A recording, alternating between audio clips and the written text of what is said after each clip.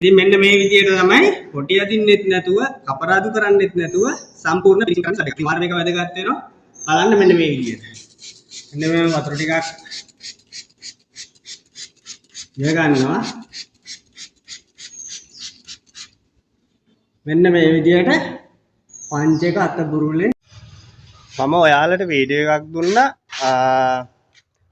ගෙදරක දලඹ කපරාදු කරන්නෙත් නැතුව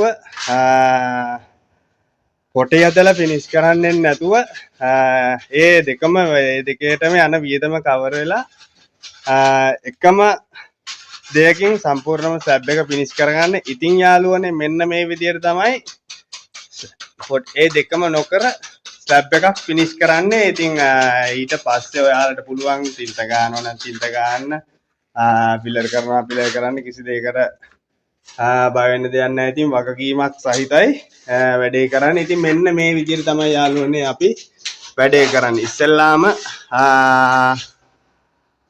මෝටර් කෝඩ් එකක් ඇද ගන්නවා. මෙන්න මේ විදිහට වලවල්ලේම ස්ලැබ් එක බහැලා තියෙනවා නම් මෙන්න මේ විදිහට පුරවල ස්ලැබ් එක ලෙවල් වෙන විදිහට ප්‍රෙස් කෝඩ් එක ඇද ගන්න මෝටර්. ඉතින්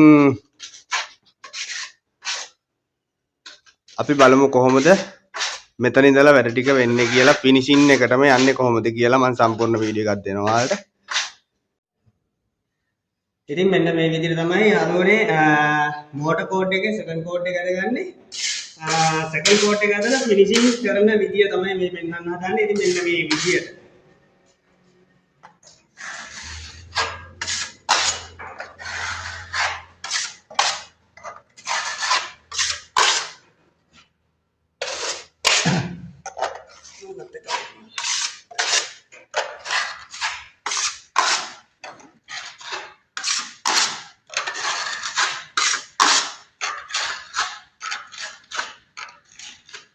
මෙන්න මේ විදියට සෙකන්ඩ් කෝඩ් එක අද ගන්න ඕන අපි.